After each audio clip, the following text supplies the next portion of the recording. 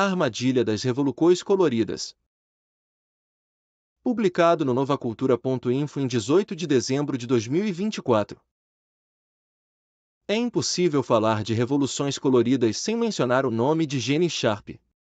O cientista político e professor da Universidade de Massachusetts Dartmouth foi indicado mais de uma vez para receber o Prêmio Nobel da Paz.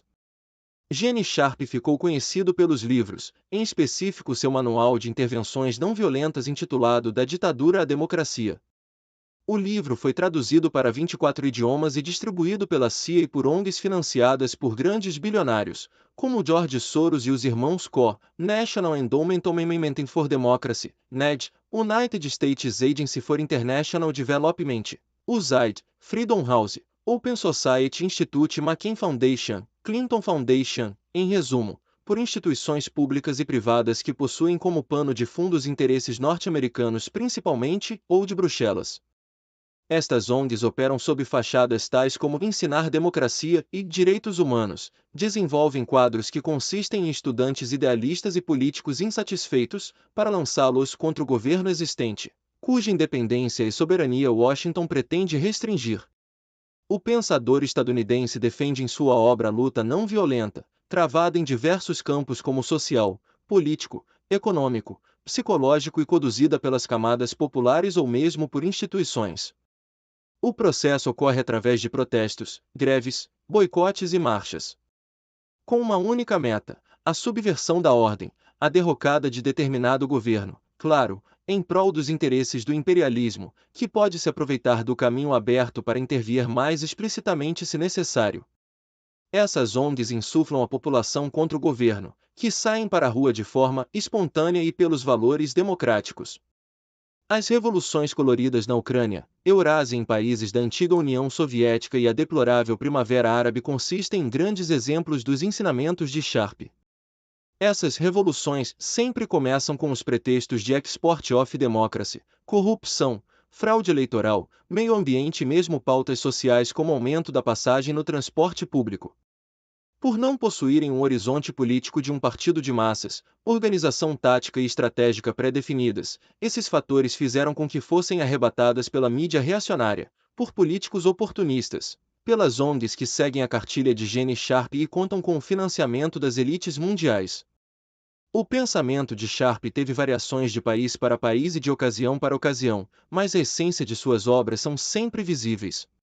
Manifestações que começam pacíficas são guiadas pela oposição, por organizações reacionárias, e é claro, pela mídia alinhada aos interesses imperialistas, tomando rumos violentos, e em alguns casos, como no Oriente Médio e Ucrânia, geram guerras civis. Só para mencionar os exemplos mais recentes. A fracassada revolta de Tiananmen, ou como é chamada no Ocidente, os protestos na Praça da Paz Celestial na China, pode ser considerada a primeira tentativa de revolução colorida.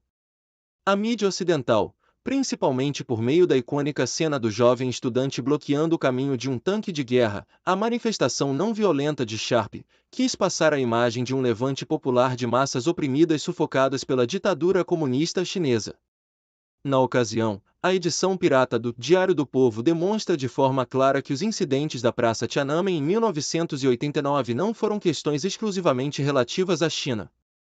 A rádio governamental americana, Voice of America, operante na China, desempenhou um papel decisivo no acontecimento difundindo notícias falsas e instigando a desordem. Na ocasião veio dos Estados Unidos, Grã-Bretanha e sua colônia, Hong Kong, mais de $1 milhão que foram investidos na compra de tendas de campanha, alimentos, computadores, impressoras rápidas e material sofisticado de comunicações para a oposição na China. Felizmente a empreitada do imperialismo em território chinês não triunfou, do contrário o cenário seria de uma tragédia em um país das dimensões geográficas e populacionais como a China. A primavera chinesa que falhou desastrosamente se desenrolou na onda dos movimentos contra-revolucionários do final dos anos 80 e inícios dos anos 90. O bombardeio e balcanização da Sérvia pelo governo Bill Clinton abriram caminho para as revoluções coloridas nas repúblicas do leste europeu e da extinta União Soviética. Diferentemente dos protestos em Tiananmen na primeira década do século XXI, houveram revoluções coloridas exitosas contra governos do Cáucaso, Ásia Central e Leste Europeu, todas ex-repúblicas socialistas soviéticas. O primeiro golpe foi a chamada Revolução Rosa que aconteceu na Geórgia após as eleições de 2003. O governo de Eduard Shevardnadze caiu e foi substituindo por Mikhail Saakashvili, após novas eleições serem realizadas em março de 2004. A campanha de protestos contra o roubo de votos fez o presidente Eduard Shevardnadze abandonar seu posto. A revolução na Geórgia foi apoiada pelo movimento de resistência cívica Khmara, inspirado pela ONG Serve Otpor, que também foi a maior força na queda do regime de Slobodan Milosevic em 2000, como destaca o professor Moniz Bandeira em seu livro A Segunda Guerra Fria, Geopolítica e Dimensão Estratégica dos Estados Unidos. Os membros do Khmara foram treinados e aconselhados pela influente ONG georgiana Instituto da Liberdade, fundada por sua vez pelo Open Society Institute dos Estados Unidos, financiada evidentemente por multibilionários. No leste da Europa, mais precisamente na Ucrânia, eclodiu em 2004 a chamada Revolução Laranja na onda das eleições presidenciais de 2004. O líder da oposição Viktor Yushchenko foi declarado presidente, derrotando Viktor Yanukovych. O país foi tomado por uma série de protestos em resposta às alegações de corrupção, intimidação por votos e fraude eleitoral direta que supostamente seriam guiadas por Yanukovych durante as eleições. Os manifestantes escolheram o laranja devido à cor da campanha eleitoral do candidato da oposição Viktor Yushchenko. Com a pressão da oposição, os resultados da corrida eleitoral foram anulados e uma segunda eleição foi ordenada pela Suprema Corte da Ucrânia. Sob uma intensa fiscalização na contagem de votos, a segunda votação foi aceita por observadores locais e internacionais. Os resultados finais mostraram uma clara vitória de Yushchenko, que recebeu 52% dos votos, enquanto Yanukovych recebeu cerca de 44%. Yushchenko foi declarado vencedor e tomou posse em janeiro de 2005. Uma virada de mesa clássica concluída com êxito. A Revolução Laranja foi instigada pelo Porã, treinado também pelo Otpor. O movimento ucraniano recebeu então 60 milhões de dólares por parte dos Estados Unidos. Depois de a poeira baixar, alguns membros da Otpor foram proibidos de entrar no território da Ucrânia pelos próximos 995 anos. Essa revolução colorida deve ser entendida como o primeiro pilar, aquela que preparou o terreno para as manifestações do Euromaidan de 2013 a 2014. Na Revolução das Tulipas ou Lilás, no Quirguistão, em 2005, apoiada pelo movimento de resistência juvenil Kelkel e por setores confusos da população ajudaram a derrubar, em março de 2005, o presidente Askar Akayev, que estava no poder desde 1990. Kurmanbek Bakiyev, do partido de oposição, subiu ao poder. Askar Akayev era próximo da Rússia. Com o golpe concretizado, o Quirguistão do presidente Bakiyev se aproximou dos Estados Unidos e acelerou os ataques ao seu povo. Bakiyev resolveu adotar uma nova orientação econômica, partindo para uma política agressiva de privatizações de setores estratégicos e recusando-se a garantir uma proteção social à população.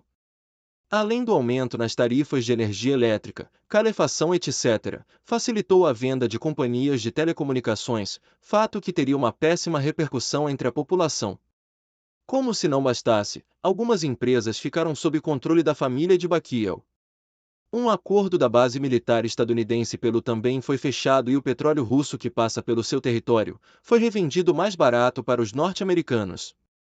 O caso mais catastrófico foi a Primavera Árabe onde, como em um efeito dominó, uma série de eventos desencadearam a deposição de governos e mergulharam países em um cenário destrutivo. Temos que analisar com cuidado esses acontecimentos devido às suas múltiplas faces econômicas e geopolíticas.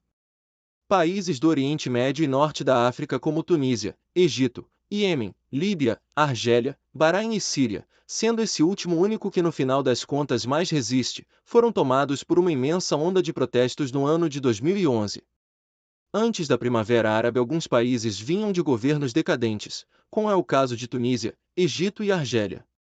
As liberdades políticas eram suprimidas, o crescimento da pobreza e do desemprego era evidente, direitos seminais não eram respeitados, ausência de liberdade de expressão, corrupção, nepotismos, pavimentaram o terreno para a desestabilização geral na região. Mesmo com o fato das demandas populares serem cabíveis, também nos é muito claro o papel de jovens manifestantes e ciberativistas árabes que eram formados e financiados por organismos americanos especializados em Export of Democracy, tais como a USAID, a NED, a Freedom House ou a Open Society do multimilionário George Soros, já mencionadas no início do texto. Jovens instruídos a estimular a resistência não violenta e a disseminar slogans incisivos como reza a cartilha de Gene Sharp. Os líderes foram selecionados, muito bem formados e organizados em rede por intermédio de organismos americanos como a AYM, Alliance of Youth Movements. Após esse processo, o caminho é aberto para a atuação da NED e sua rede de organizações, que fabricam milhares de dissidentes com rios de dólares destinados à propaganda. É óbvio que a atuação dos ativistas é apenas a carapaça de interesses econômicos e políticos muito mais profundos. É interessante notar que quando o papel dos ativistas pacíficos da democracia e dos direitos humanos termina, as forças políticas internas da oposição entram em ação ocupando o vácuo de poder deixado pelo governo anterior, mas não só os agentes internos. As embaixadas norte-americanas nos países árabes, o envolvimento militar e as manobras diplomáticas de alto nível, é claro, a CIA preenchem essa lacuna.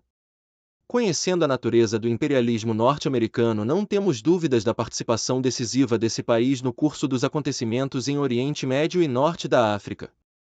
Por que razão as chamadas primaveras árabes deixaram intocadas as antidemocráticas, feudais e obsoletas monarquias árabes do Golfo Pérsico, principais aliados do imperialismo? Líbia e Síria foram os casos mais evidentes, onde as manifestações transformaram-se muito rapidamente numa guerra civil. Medida válida para as potências estrangeiras por serem países cujos governos possuíam ampla aprovação popular. A estratégia do Ocidente na Líbia era clara: depor Gaddafi e se apropriar das riquezas da nação africana. Os e-mails vazados pelo Wikileaks da então secretária de Estado Hillary Clinton apontam os anseios do imperialismo na Líbia que não tinham absolutamente nada a ver com a sua democratização, mas sim com interesses estratégicos, econômicos e políticos. O pan-arabismo de Gaddafi, imortalizado no Livro Verde, estava destruído. O bombardeio da Líbia pela OTAN tratou de desestabilizar o norte da África como todo o Oriente Médio. 1. Os Estados Unidos cooperavam ontem com as monarquias e os sheiks do Golfo para depor Gaddafi, e, depois, para depor Assad. A fase não violenta das revoltas na Líbia e na Síria foram demasiadamente curtas. A implicação militar estrangeira, direta ou indireta, rapidamente transformou os tumultos não violentos numa sangrenta guerra civil. As potências necessitavam escalar a agressão desses dois bastiões anti-imperialistas na região. Quando a teoria de Gene Sharp não funciona, o recrudescimento se faz urgente. Atualmente somam-se quase 6 anos completos da guerra perpetrada pelo imperialismo na Síria. Os interesses das grandes potências capitalistas, representando sobretudo seus monopólios do setor bélico e de energia, afundaram este país do Oriente Médio no caos e na desagregação nacional. Desde o início do conflito, as grandes potências capitalistas, com destaque aos norte-americanos e europeus, fizeram coro com as monarquias reacionárias do Golfo no jargão Assad mastigou. Assad tem que sair. Isto significa que retirar o líder do povo sírio do poder e desmembrar esta nação são pontos fundamentais para que o imperialismo norte-americano e seus aliados mantenham intacta sua hegemonia mundial. Para tanto, impulsionaram uma campanha massiva de desinformação sobre a Síria e seu líder Bashar al-Assad. Como de costume, tentaram pintá-lo como um ditador tirânico que dirigia um país oprimido e incivilizado. Além da campanha midiática, as potências imperialistas e seus aliados do Golfo se empenharam em treinar, financiar, armar e fornecer inteligência militar para os rebeldes que visavam a mudança do regime. Chegaram a contratar mercenários com o mesmo objetivo. Fizeram isso sob o discurso hipócrita da promoção da democracia. Por conta deste financiamento e apoio, bem como de outros tipos de assédios por diversas potências hostis, a Síria foi tomada por grupos terroristas de recorte religioso e fundamentalista, que passaram a influenciar e dirigir de fato todo o conflito contra o regime de Assad. 2.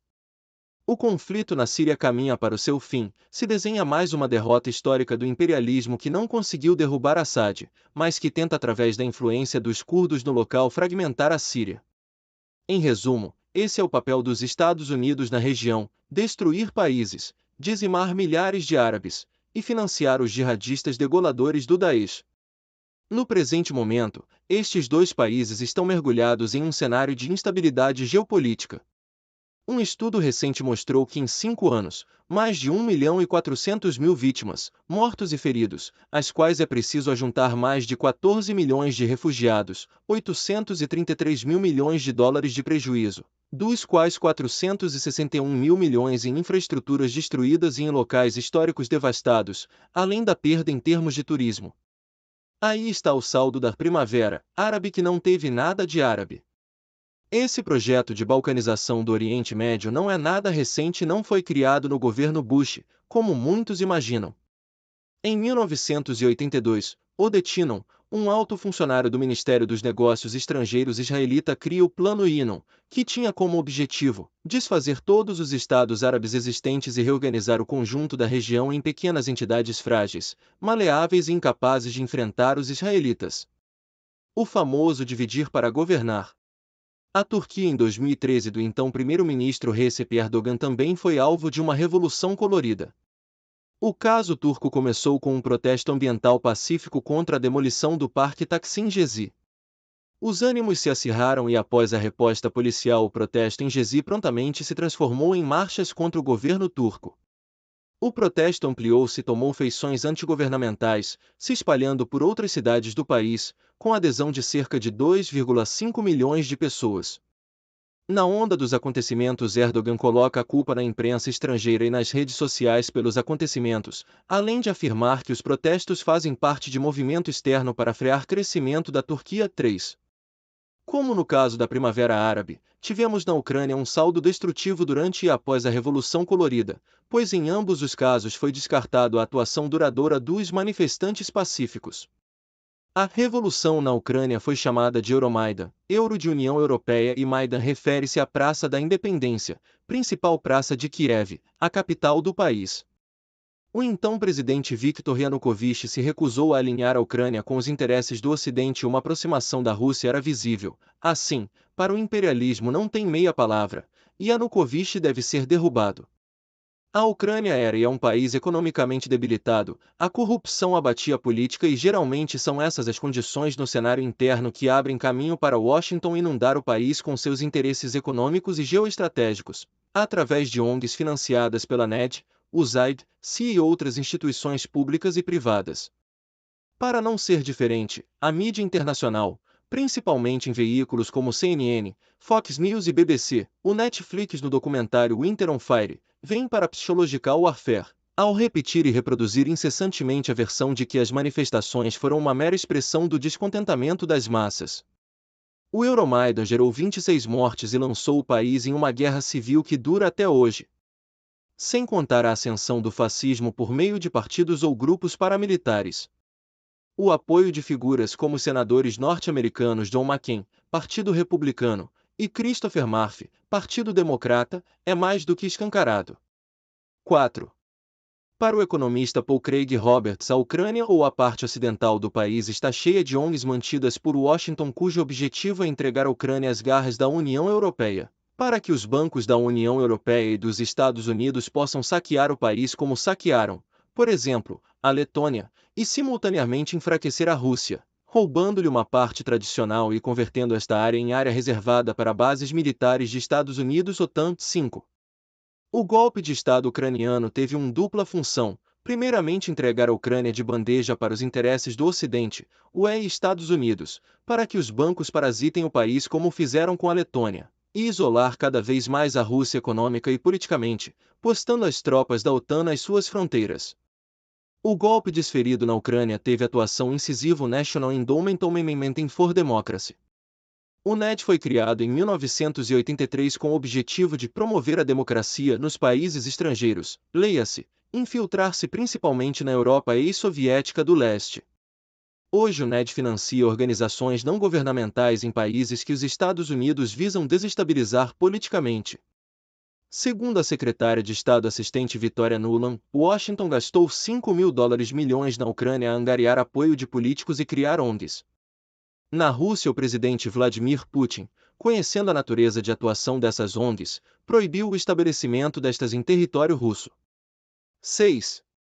Recentemente a Macedônia foi a vítima de mais uma revolução colorida, mas o desfecho foi diferente.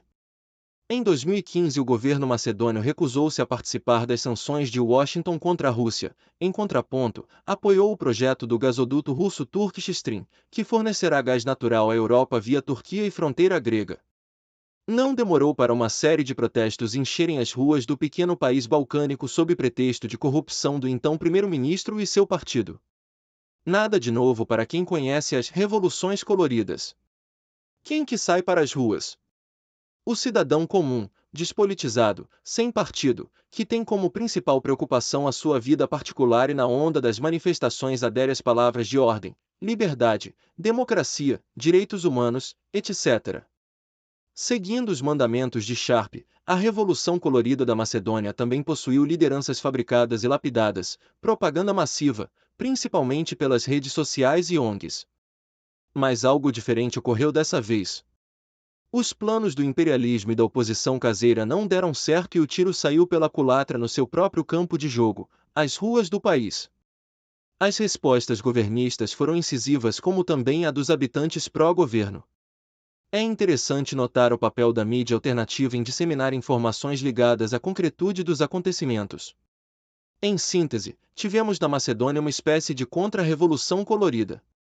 Para finalizar, vamos ao caso dos protestos contra a corrupção ocorridos na Romênia em fevereiro de 2017. Dessa vez a causa foi a aprovação, por parte do governo, de um decreto que despenaliza alguns crimes de corrupção, decreto que já fora revogado, e em seu lugar foi convocado um referendo. Mas não adiantou, o mal-estar no país, claro, teleguiado pelas forças estrangeiras, vem desde que os social-democratas venceram as últimas eleições e o presidente aliado à União Europeia, Klaus Iohannis, chefe de Estado, teve que nomear Sorin Grindeanu chefe de governo, pois a Romênia é uma república semipresidencialista. Os levantes começaram instantaneamente depois do início do mandato do governo atual.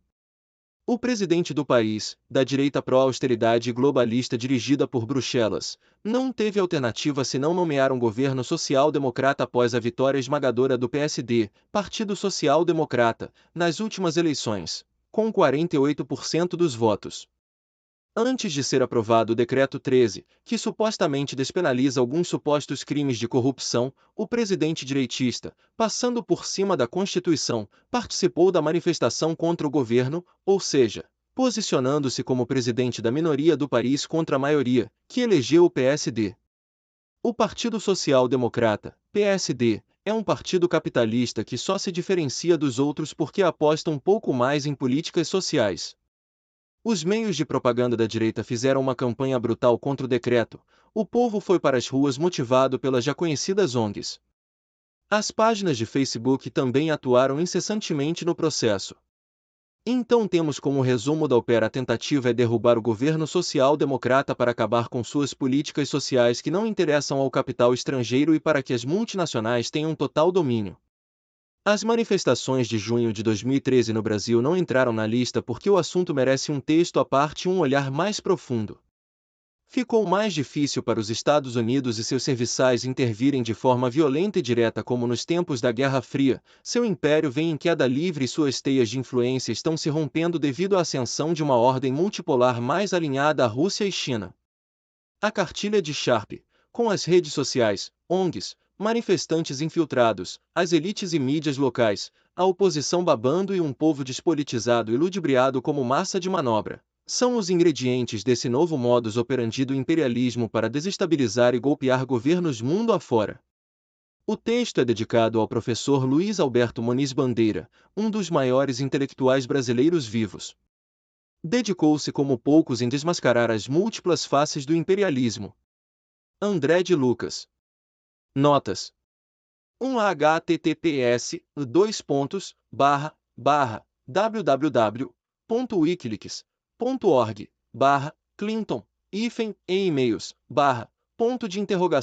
q igual Líbia 2 https://www.novacultura.info/single post 2016 12 09 10 e hífen a comem, a porcentagem, a C3, porcentagem, a 1 rios, hífen a sobre, hífen a os, hífen a acontecimentos, hífen a recentes, hífen na, hífen a S, porcentagem, a C3, porcentagem, a adria.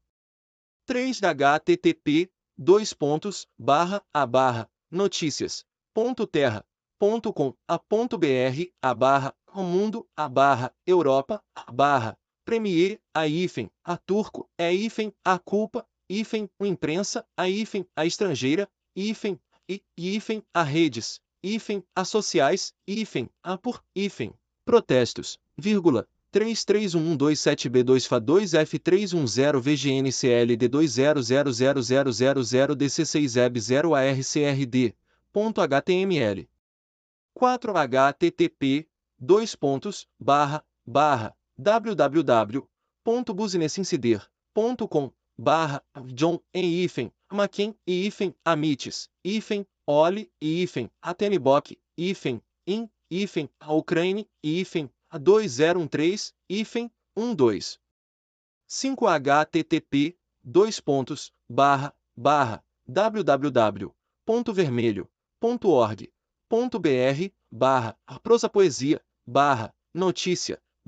o 235437 e 9 6 http://www.folha.com.br/mundo/2015/05/1633093 Putin a assina a lei que proíbe ONGs indesejáveis de atuar no paz.html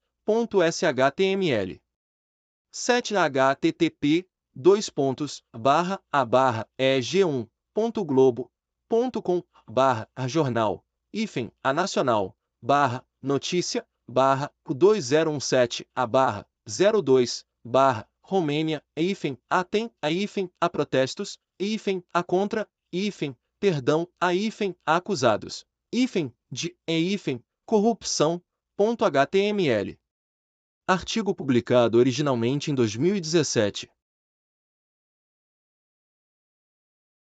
Obrigado por assistir. Não se esqueça de dar like, se inscrever no canal e compartilhar com quem você puder. Visite novacultura.info para participar de nossos grupos de estudo e do nosso grupo do livro. Links na descrição.